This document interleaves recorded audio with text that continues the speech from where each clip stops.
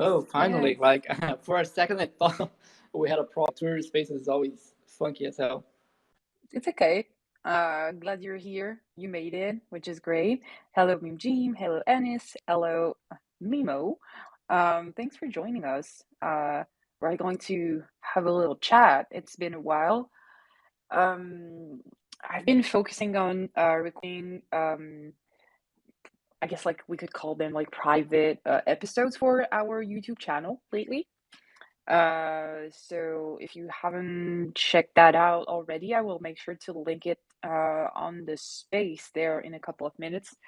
But feels great to be back, man. Woo! Yeah, it's Woo! been a good while. I Oh remember my back in the God. day, we used to do this like weekly or bi-weekly basis, but then Yeah, like we got so busy that it was pretty much impossible to keep that up. yeah, it is because so for a matter of fact, hi, Zurich Society is in the place. Yeah, so for a matter of fact, I love Heal the Deal so much. It's my baby, right? But I always forgot that it's not my main job, which is a bit difficult for me to just manage on a daily basis because I manage the Discord a lot. It's my obviously my main priority because that's where we have our daily interactions in terms of like mental health support. Everything is on Discord, but obviously my desire to be more present on like the Twitter spaces and like live streams and all of that is always there. It's just that I wish I had more time in a day. Like days they're like 24 hours. Like 24 hours like it's just like it's nothing basically. So yeah, it's a bit frustrating to be honest. Yeah, I feel that over the months in this space, we kind of we branched out a lot. Like we either have multiple projects or our friends have multiple projects that Hmm. we're kind of part on. So like it's really hard to split our time. And as you said, like 24 hours, it's not nearly enough for our current projects and the projects that are coming up. Like it's not enough. Yeah, exactly. And I mean, it's not like I haven't been doing a lot of art lately, which is a bit frustrating to be honest. But also it feels like kind of refreshing because like being confronted to art in general just makes me anxious sometimes. I'm just like I don't like I can't do this. Like I'm so bad. Like no one wants to see this and all of that. So sometimes it's nice to have a break, I guess. But yeah, I mean, we've all been very much dealing with a lot of, I guess, personal stuff and just, like real life, like in real life events and all of that. So it's been a ride, but I'm glad to have you back, Fesk, because like you've been very busy with moving out. I've been very busy with moving out, and I've been missing you like on the recordings when I record like episodes for like YouTube and all of that. I just miss you because you bring so much good insight to the conversation in general. So I feel a bit lost without you, but I'm glad you're here now. Yeah, I'm glad to be back. I'm really glad to be back. Hopefully, we do this little intimate chat for an hour or so. Yeah, yeah, yeah. So, well, thank you everyone for joining us. I mean, this is a very chill chat, as you can tell. Sometimes there's like more people, sometimes not. Really couldn't care less, to be honest. It's just about like venting out, and if you want to join us down the conversation as well, like please feel free to just like raise your hand. We will bring you up on stage. I usually just start by asking a couple of questions on like what has been going on lately and how is everyone feeling and like what has been going on in your mind and all of that. So if Fesk, if you wanna start on this, I would love to hear more from you and your overall process of like the mess that you're going through with the move. Yeah, like I think that for the past month, my life has been messy in a different way. Because usually, you know how I am, Alicia. Like we've been talking for more than a year at this point. I'm a crackhead workaholic. Like I work insane hours in the day. So like before this month, my main issue was like a mess in my professional life with a bunch of stuff going on. But now, like the past month, I was moving to a different apartment, and like that came with a fuckload of other stuff to do. And like my life got messy in multiple different avenues at the same time, which which got everything to an insane amount of messiness. I don't know if that's even a word in English. But yeah, it's been crazy to manage all that, and I mean, I've been trying to manage all that, but I simply can't. Like I've moved the apartment, and it's been a month, and I don't even have a stove. Right? I didn't have time to buy a fucking stove. I was 2 weeks without a fridge because I was without time to buy a fucking fridge. I mean, it's a pure mess. But the beauty of it all is like I've been managed to push everything, and nothing is like critically failing. So I think that that's like that's good at least. How do you manage the mess? Because I know you're a very organized person, much like I am, but like, how do you feel? Like, do you feel comfortable in that? Like, I mean, there's nothing you can do really to avoid that right now, but does this brings you more flexibility in your daily life? Like, do you feel like it's changing your perception on certain things? Like, yeah, I'm super organized, and the fact that my house is a fucking mess pisses me off like every single day. But like, it's exercise of letting go a little bit because I either work or I either like work in the house, if that makes any sense. The words in English are missing a little bit, but like, yeah, it's been an interesting exercise to make peace with the mess that I'm currently in, and understanding that this period of time is transitory, and like at some point I will get everything sorted out. It might take a few months because I'm busy as fuck, but it will eventually come, you know? Yeah, that makes sense. I mean, that's where I'm at right now. I moved a bit earlier than you, but I'm starting to settle down right now, but I feel like I'm still not like 100% accustomed to the place. And so my routine has shifted like considerably compared to like the previous place where I was. And so this is a bit unsettling because I feel like I should work on certain things, but I can't because now it's just like different. Like everything is different.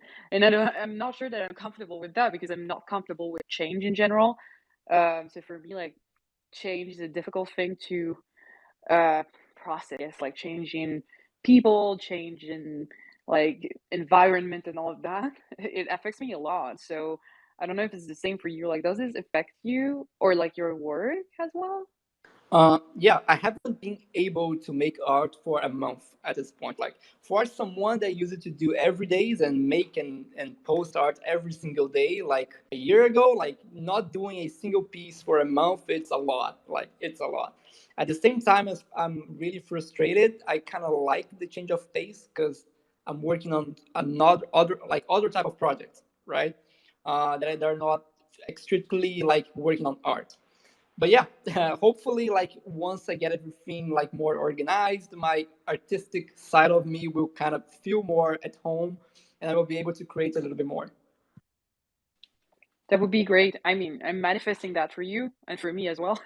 How do you feel like I feel like for us, like the shift in like let's say like from last year to this year, I feel for like both you and me and perhaps a lot of people around us, we've been kind of moving from art to being like whatever curators and like mentors and all of that. Like how does that ties in with your personality and your process as a person and an artist? Because like for me, I'm having a hard time just like considering the fact that my work is not about the art anymore. I mean, it never was like just about the art, but it's more about like I don't know, the image and like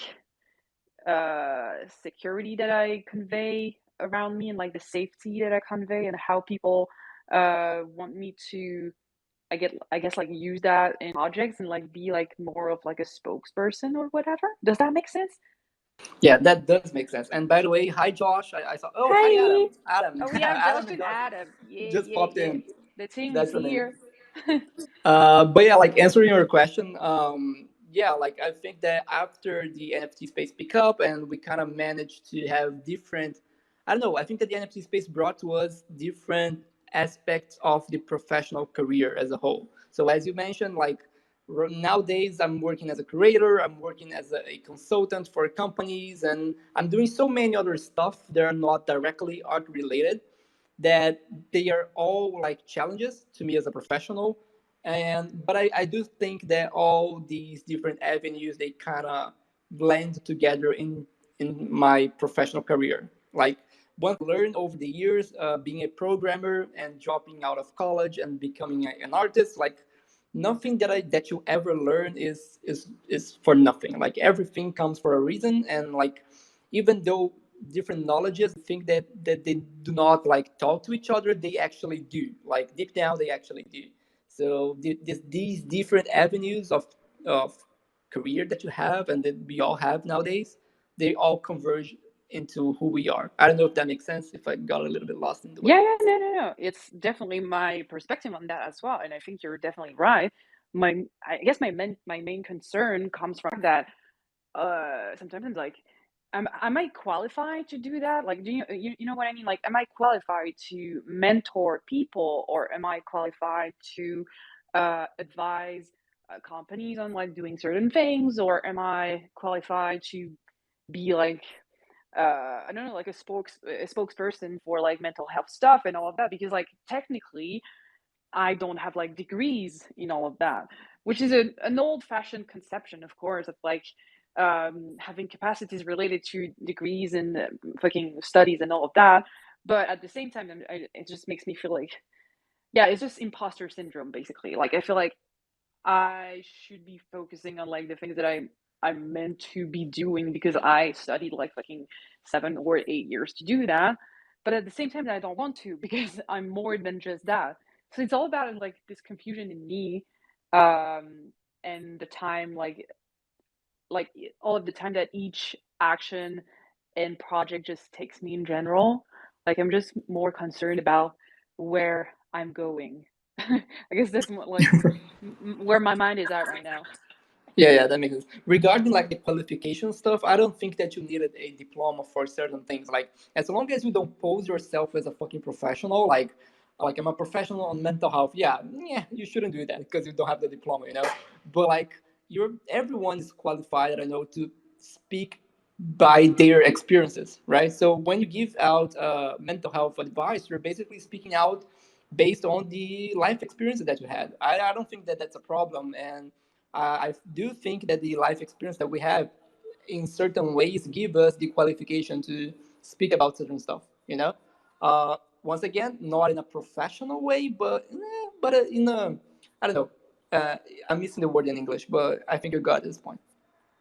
Yeah, yeah, definitely. No, you're right. I think it's just me overthinking, and also the fact that everything with art lately has been so slow that I have a hard time considering all of those side activities to be my job and be like useful to my practice, because a lot of those things I do by passion, like it's all things that are related to passion, but like sometimes this passion doesn't pay the bills.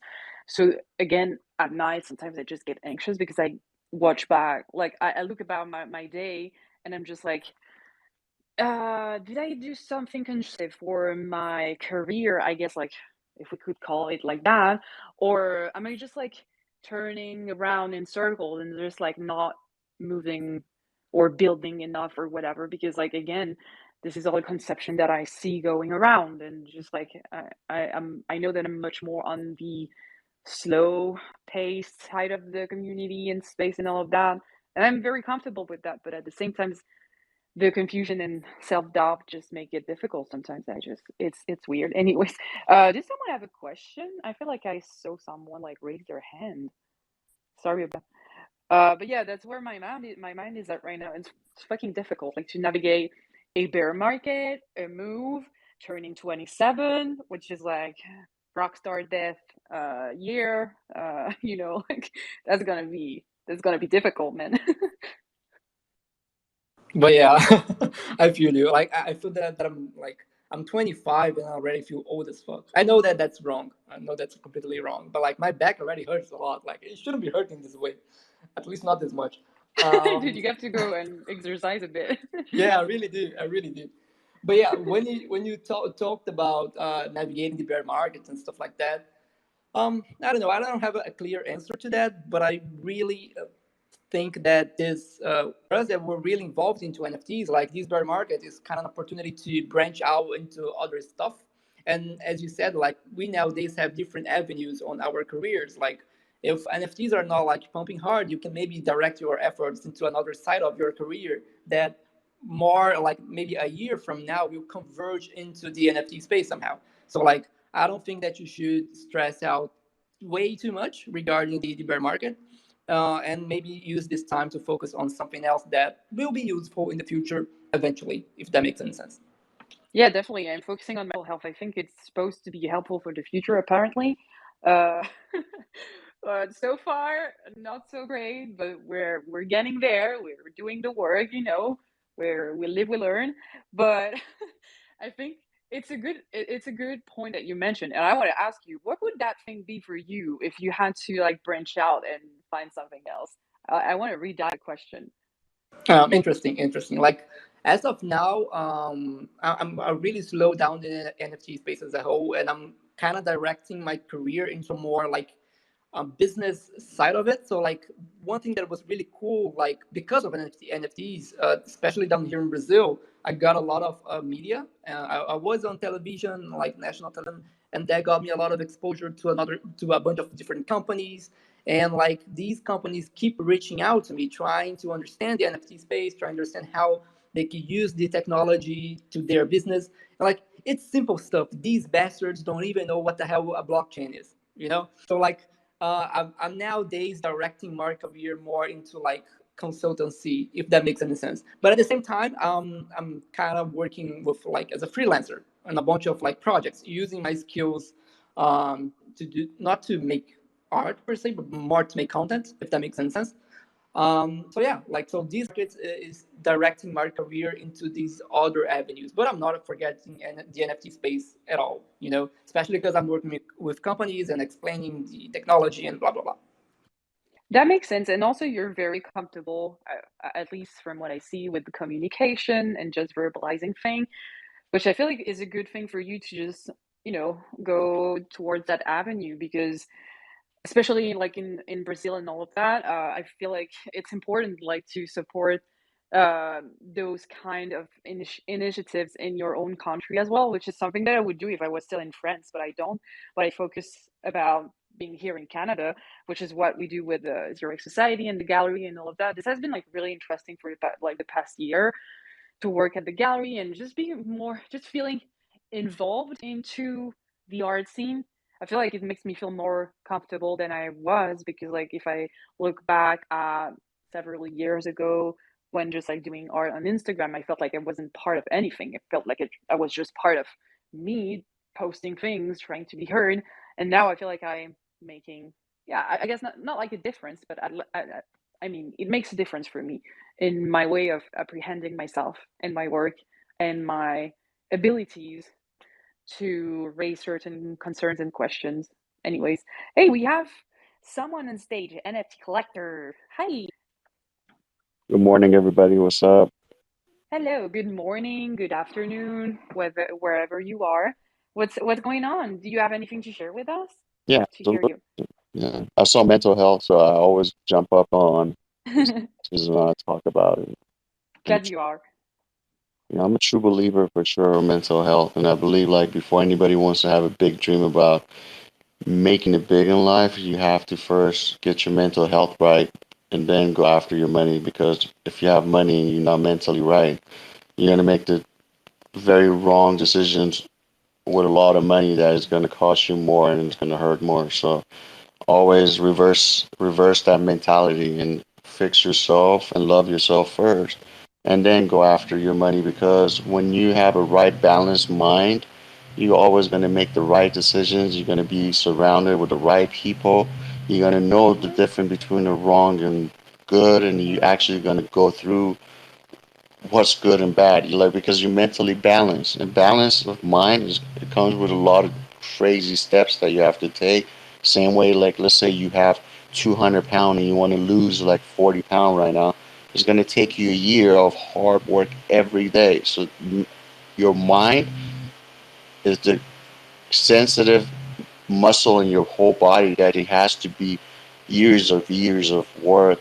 And that's why a lot of people give up, I guess, and they, you know, always go into like, I'm having a bad time, or I had a bad when I was a child, or I was abused, or blah blah blah, right?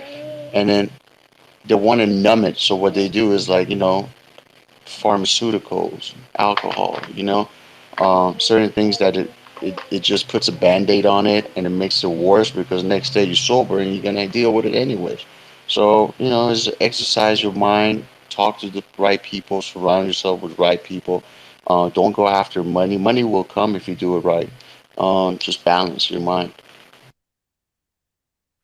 That's a very, very wise insight. Thank you so much. And I feel like a lot of people appreciated what you just said as a reminder.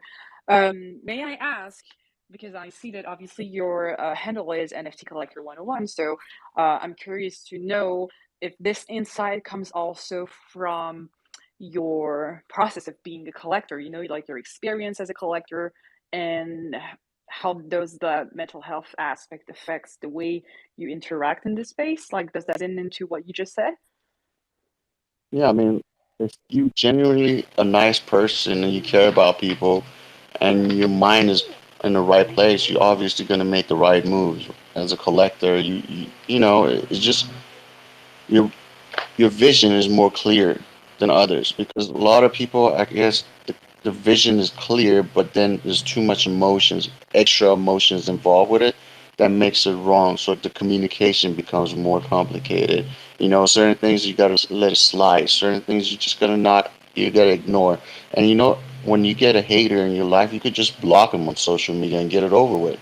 So that's what I do really. And then as far as in collecting, I've been an artist for 30 years. I mean, I love art. I breed it. I love sculpting. I love painting. I love it all. So that's why I could see through certain NFTs that are just like, they're just nice. I don't even need a utility on it. It's just, I love to put it on your LCD, on your, you know, whatever. So, and you just look. So, yeah, I mean, and then as far as when I talk, it comes with a lot of experiences. If you're not hands on and you're not gonna fail and get up and do it again, but smarter, you're not gonna, it's different than hearing and then being involved with it. So when you fail and you pick yourself up and actually you positive more, you actually more ambitious, you really want to make it. Those are the moments that is really gonna change your life because you weren't in your lowest time. If you could pick yourself up 1,000%, that's the changing moment for your life. So a lot of people they just give up on those moments. So I suggest if you're failing or you're not doing well right now, you just pick yourself up, come up with a solution, come up with an A to Z plan, and just follow through. And it's gonna take a year, two, three, whatever. That's a process that is gonna, when you make it to the top, you're gonna love every minute of it. Thank you. That's beautiful. And thank you for the reminder. I feel like I just need to hear from you guys in general because like that makes me feel way more grounded just to hear about everyone's experiences.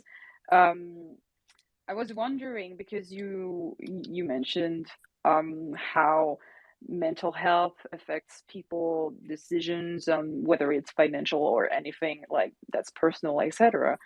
And it's a conversation that reminds me of something that we said in a previous episode. Well, on this week's episode, actually, with Nicole, that was published on YouTube.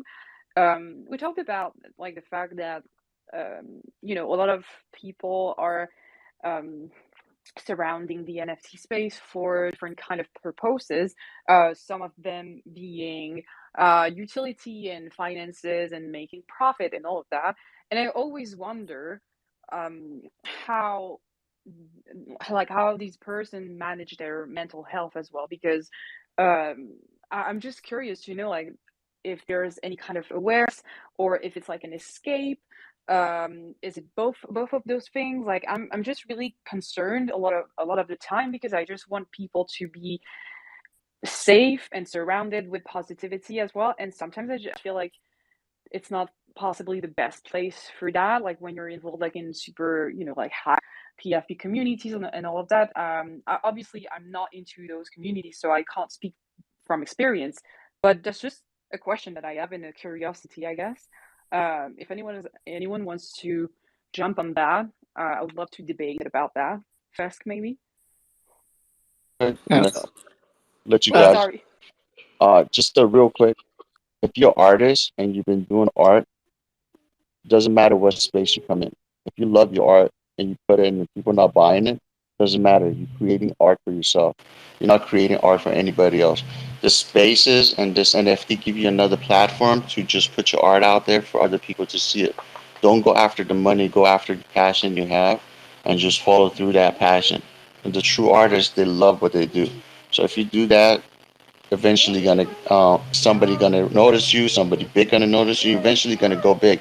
But you have to put the work, you have to let people know you're here, because that's the part of the marketing part. If you're silent and you're not saying anything about your art, nobody gonna notice you. So you have to put your social media time, no matter how hard it is, and you gotta learn your marketing. But you're an artist. Everything you do, from a picture, video, sound, or illustration 3D, you're already winning because you're already putting your emotion to your paper or your computer. So, God bless you all, dude. Just keep rolling, keep failing because those failures gonna make you successful. Don't sit here and beat yourself up in life because life, it brings you a lot of waves, but you want to sail those waves. And if you could sail those waves all the way to the shore, you're gonna win. But if you're gonna keep fighting those waves, you're gonna fail and you're gonna drown. So stop, go with the flow of life. And it's hard. Everybody's going through really bad time. And just God bless you guys, man. I'm out. Drop the mic. Thank you so much. Yeah, that was really good. Alicia, sorry, I zoned out a little bit solving some other stuff here. What was the question? It's all good, dude. No worries. I'm zoning out most of the day, anyways. No, I was just wondering. Do you have any opinions on like whether people who are involved into very big projects for like PFP projects and all of that? I'm not talking about founders and all of that because that's something that we discussed already on an episode. But I'm talking about people that are involved, not necessarily artists, but people who are buying those projects really just depending on hype and all of that. Like, I'm just concerned about their approach to mental health in general. And I've just been trying to see if there's a way of like bringing more awareness about that around that topic. But Mhm. again, I'm not like trying to be a hero or anything. I'm just trying to see how we could make this like a better place and like a more like a kinder place in general, you know? I mean, regarding people that were involved in the NFT space, like right on the top last year, and like we now enter in a bear market, for sure affects us all mentally. And I know that like for us artists, it's kind of a little bit different for people that are only collectors, and maybe inside the collector aspect of it, there are people that are more like collectible and speculative collectors, and others that are more like art collectors, and these people might be affected in different ways too. But yeah, overall, I don't know, man. Like I have a lot of friends that are involved, not necessarily art friends, like friends down here in Brazil that kind of jumped into the NFT space right when like it was exploding in the media and all that, and like as a whole, it wasn't pretty to see like these people betting their lives into the NFT space right at the top of the market. Let's say just that. And like, I think that it all comes with experience. Like these people that went through this stuff uh, probably will be a little bit more. How can I say that? Cautious next time. But I think that it's on us to be compassionate about what happened and try to hold this up, even though they might like made some wrong decisions along the way. If that makes any sense. I think it does, definitely. And I think it ties up very well with my question, which was like, how can we bring more mindfulness, I guess, in the way we behave and consume the space, I guess, and how we can make this kind of awareness spread more in the community, which is something that I don't have answers to, but I'm interested to see if that is possible at some point. But I feel like it's just sometimes just things are bigger than us, like I don't have like the audacity to say that I can change that alone, but like if everyone does their job, like, oh, sorry, the mailman is that. Oh my god, so sorry. I have like a so fun fact is that I have like a connected doorbell, and like when it rings, like it rings everywhere in the apartment. So sorry about that. But yeah, just like wondering again, maybe it's me and my way of trying to heal everyone and be there for everyone that's a bit too intense and trying to help everyone, but just wondering if we could make those people more aware of their behavior. But I don't know if it's possible. Anyways, just rambling. Yeah, I mean, maybe extending on the ramble a little bit, like, I think it's all about information, right? I have some friends that kind of became like full-time artists because of the NFT space. And like being a freelancer for the last 3 or 4 years, there are some things that you as an independent artist or freelancer knows about career as a whole that maybe these people that are kind of just starting out don't know, you know? So like maybe it's not maybe about bringing awareness of the fact that these people are being reckless somehow financially, but like trying to bring the information about like how would be a more stable approach, if that makes any sense. That's what I try to do with a lot of friends that are just starting out the independent artist career, because I really think that helps them prepare them to the future a little bit. Yeah, that makes sense. I wanted to extend the question to also. Oh, we have Josh on chat. Perfect. That's Just coming up. Hi, Josh. Can you hear Hello, me? friends. How you guys doing? Hello. I mean, we're thriving, as you can see. Yeah, What it's about you? it's another day. It's another day. What has been going on? I can feel that you have a lot on your mind right now. You know, I don't have that much on my mind. I'm happy to be doing what I'm doing right now. You know, I don't know. I don't know. I mean, I think financially and globally, Hmm. the well, I think the world and society and culture in general is looking at, you know, um, what's happening economically right now, and it's not ideal. It's not great. Um, you know, it's not good for a lot of people, and I think a lot of people are really struggling, and you know, that's I think it affects everyone. Um, it's affected me as well, but you know, I mean, I think like I don't think it changes anything. I don't think that I'm going to be doing anything differently. I'm still just as stressed as I was when times were great. You know, I'm still just as involved in every single project I'm doing.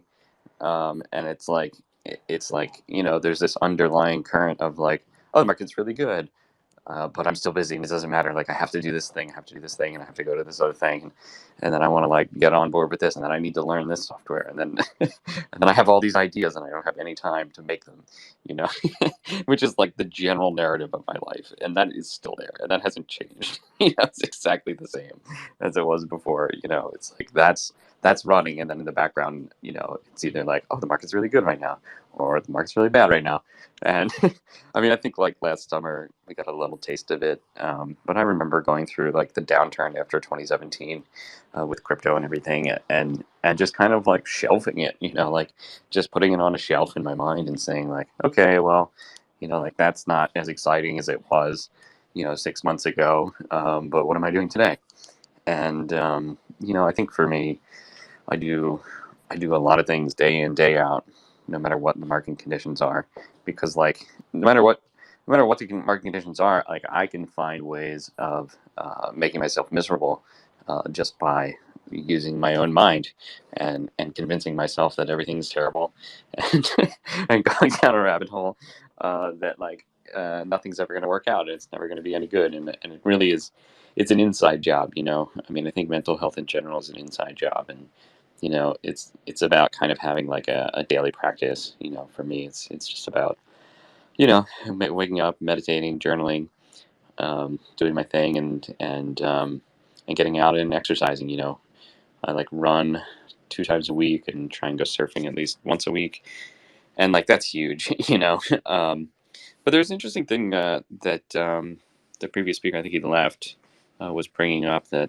made me that I found really interesting, and that was that you know I was watching this like TED talk recently about like the nature of like how dopamine really works as opposed to like how we commonly think of it working, and it's more about our motivation than it is about like a chemical reward. It's like people with no dopamine have no motivation to do anything, and the motivation comes from, I guess, committing to do difficult things. We have this like need to seek happiness, to seek pleasure, to seek the goal, to seek the fulfillment. But like, actually, what they've discovered is that like it's doing the hard stuff, like it's like the running the 4 miles, or whatever it is, like pushing yourself beyond what you're comfortable doing, that like it flushes out like the stress hormones apparently, and then like afterwards you're like much calmer and you can think much clearer. And this is like similar to, I don't know if you guys, this is a total tangent, but this is a mental health check, and this is good stuff. um, but this is similar to like the Wim Hof like ice bath stuff, like where like basically like expose the body to adversity. Like, I don't want to use the word pain, but you expose the body to adversity, and like it kind of like it like triggers this like natural response to like reset the system, flush out like the stress hormones, and like come back to zero, as opposed to like what we're very used to, which is like always avoid pain. Like, give me a blanket, I'm cold. Like, I always just want to be comfortable. Like, I'm never taking off my sweatpants. Like, and you kind of lull yourself into this kind of malaise, by never exposing oneself to pain or to adversity. Anyway, I found that really, really interesting.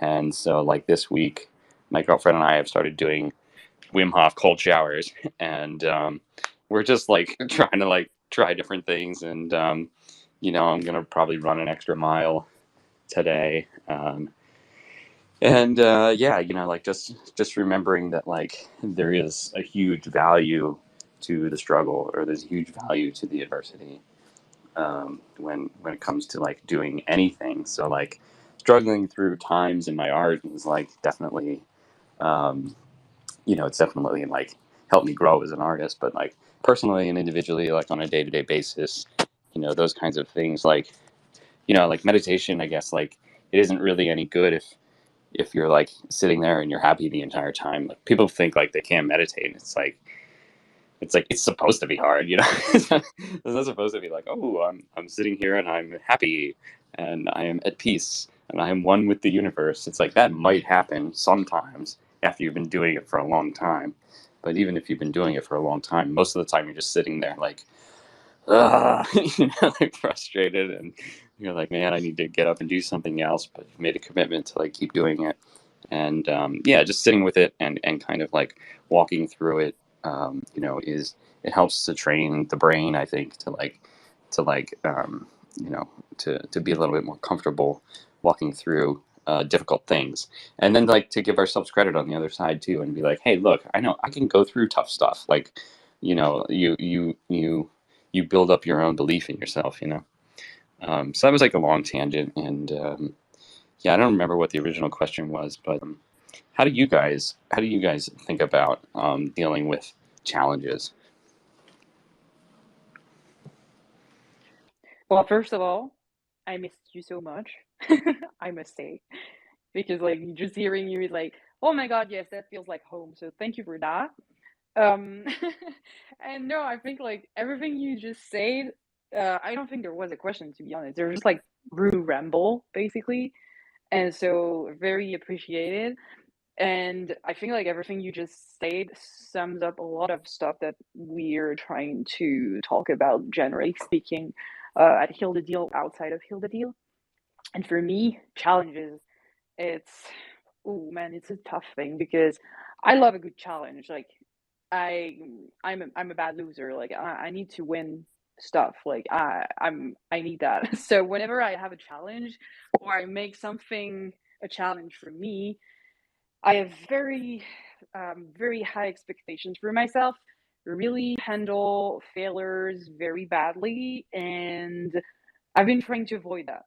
So, for example, I've been starting to do like two things lately, which are very challenging for me. One being um, running 8 kilometers 2 times a week. So I usually work out, for example, but oh my god, the mailman! Like, what's going on here? Sorry about, but yeah. So I've been starting to run, which is a very difficult thing for me at the moment because I have a broken foot still. So this is a challenge. And another thing that I've been trying to do, which is same location and a bit of the same activity but differently, is that I've been trying to practice like self affirmation, self confidence walk every single day. So let's say like at lunch, I'm going to the park for an hour, and all I'm trying to do when walking is to think positive things, which is probably the toughest thing I've ever done in my life. Like, no joke. Like, just thinking positive things and like in a continuous manner. Like, have you ever done that? Because it is absolutely terrible. Like, no joke.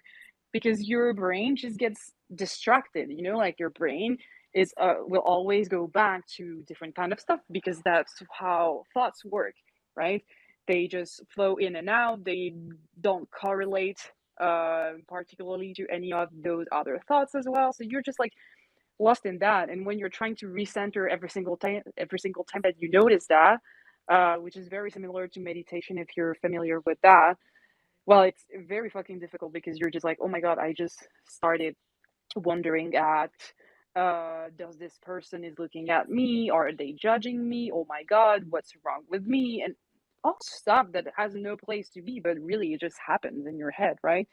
So doing that has been a challenge, but it also makes me more resilient in a way because the fact of like allowing an hour to do that and being super aware of all of the times that I fail at doing it just makes me more comfortable with failure in general, even if it's not like a failure, if that makes sense. But you just get more comfortable because you can see yourself like repeating that pattern of like failing at just like focusing. So that's how I guess I'm handling it so far, if that makes sense. Yeah, I think that to me, when it comes to challenges, since Josh asked, I think every time that I have a new challenge, there's a really strong impulse of not even starting. You know, it's like momentum to me. The first few, I don't know, depends on the challenge, but like the first few hours, weeks, or days of a new challenge are always the most challenging ones because I kind of don't want to get out of the comfort zone. But once I'm out, started, I cannot stop until I actually finished, you know? And I'm always trying to look on the bright side of the challenge on what I will learn in the process. But then once again, until I start, it's a fucking pain in the ass because I don't want to. I want to keep in the comfort zone. But I think that's straight natural, you know?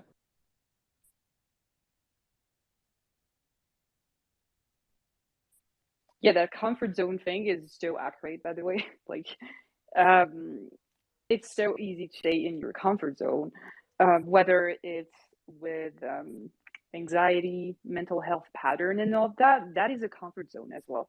I'm always trying to explain it that way. Is that, for example, my comfort zone is and has always been in being depressed and anxious because that's all I know and that's all I've known for my entire life. Hence why meditating, thinking positive things, affirmation, and all that shit is so difficult because it's a known concept for me. And everything that's unknown to us is scary as hell, whether it's the future, different people than we're used to see, or whatever. Just anything in life that's like unknown is very difficult to process. But ultimately, that's the way to go. It's like, you know, like whenever you have to cross like a, let's say like a forest, like a dark forest, but you have to go through that if you want to go to your side, and that's the path that you have to get in. Well, that's the same for the unknown. And I think we just spent so much time figuring what's on the other side, and we just make such unrealistic expectations, pressure, and anxious thoughts out of that speculation, if that makes sense. It just reminds me of uh, Plato's allegory, if you guys know about that. But like the caverning or something like it just reminds me of that, like the perception that we have of things that we can't even see, but just become real for us. And that's where my mind is at right now. I don't know if that answers your question, Josh.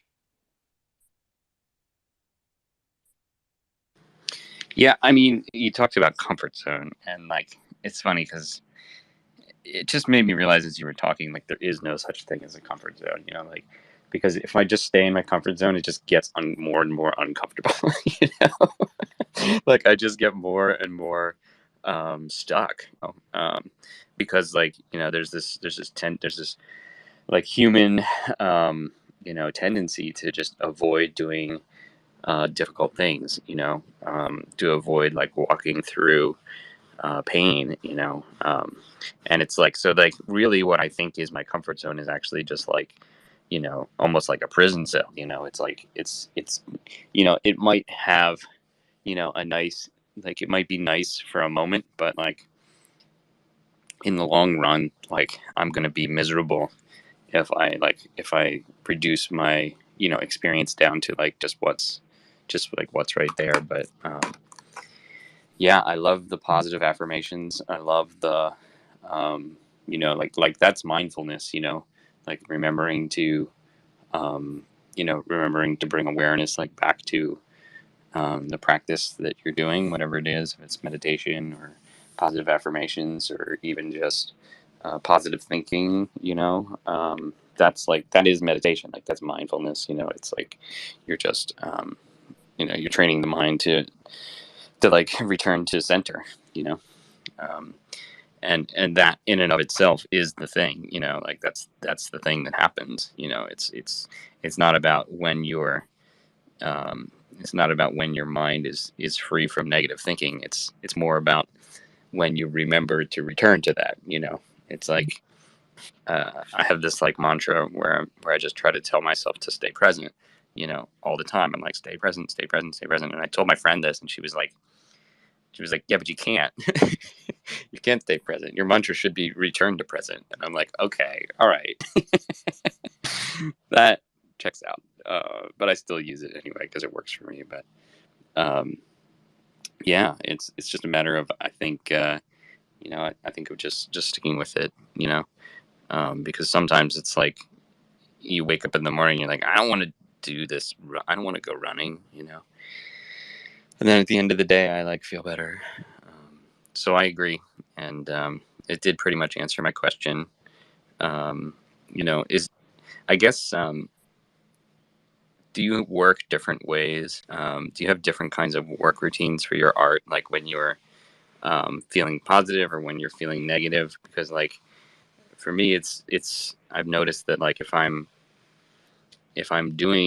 feel really good and I feel really inspired, like I work one way. But if I'm just trying to like walk through it and force my way through it, I work in a very different way. I'm just wondering if you guys have different experiences around what your mental state is, and or do you work? Do you continue to work if you're down, or do you set it aside and say I'll come back to it later? Best go ahead. I want to hear your voice. I want to make sure that you're not dead or something. Yeah, like this was a great question, Josh. I think that it really depends. Like when it comes to executing on a project, especially when you're working on client stuff, I'm more methodical. I don't know if that's the correct word in English. Like I have a set of like objective, and then to me it's just a game of like checking up like my list and going through it. But like when it comes to being creative and working when I'm inspired, the process is completely messy. Like I'm either doing some concepting or I'm either like working on a concept that I've created before. So yeah, I think that when I'm super inspired working on personal work, it's more of like it's more freeing, and I have a little bit more freedom in the process. But when it comes to I don't know client stuff, when I have a deadline and I need to fulfill the deadline, it's more like mechanical, if that makes any sense. It does. For me, I don't even know how I process anymore, to be honest. This question is so unsettling for me right now. And it's weird because like I didn't thought it would, but it is because I don't even know about my process anymore because I've been just not doing art lately. Like I've been trying. I mean, for me, I'm not doing art in the sense of like before I used to do art every single day, and then a little less throughout the past year. So let's say like 3, 4 times a day. Not a day. What the fuck? Like a week. Um, and now it's just like, for example, for the past couple of months, it's been like once or twice per week because, as I've been mentioning, I've been having all of this stuff around, and I know everyone's moving out lately. But yeah, I don't even know how I practice and process anymore because I feel like like all of my conception of how steady process was and how organized my practice was and how certain things would make it more difficult or not is not accurate anymore because everything has changed. So it is very scary to admit and work through, to be honest. So I think at the moment I'm kind of on pause and like vibing that pose because I think I need it to figure how I'm gonna apprehend the future of my practice, I guess, which has to change because it will change again and again and again through years or so. So I need to figure this out, and I need to be comfortable with the fact that perhaps it's never going to be like it was before, which would perhaps be a good thing as well. I don't know. I really don't know. I think you gave me material to think about, and now I'm very like deep in thought. So I'm just like, I'm probably gonna think about that the whole afternoon now, perhaps in my bed at 3 a.m. as well. I don't know.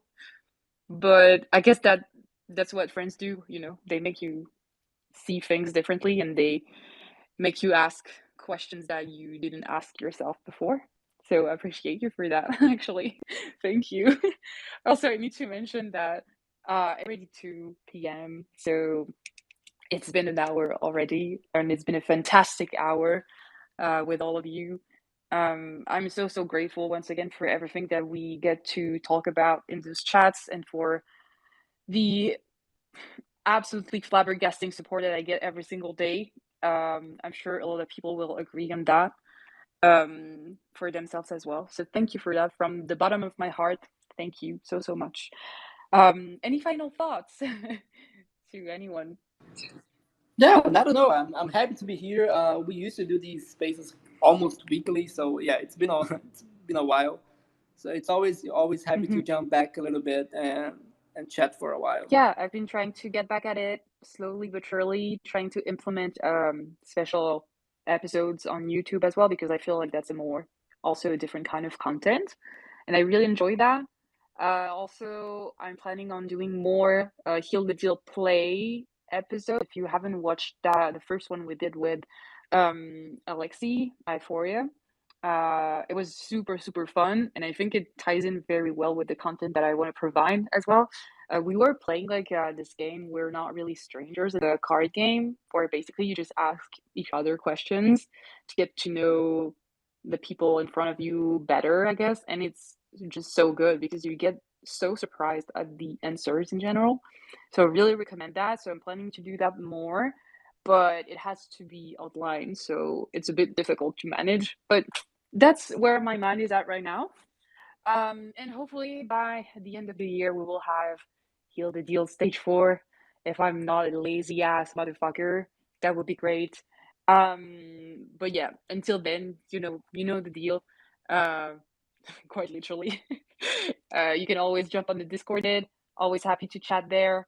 And just yeah, take care and stay safe. Okay. Bye bye. Thank you. Bye. Love you so Thanks so much. much for Thank having me. you. Take care. Bye bye.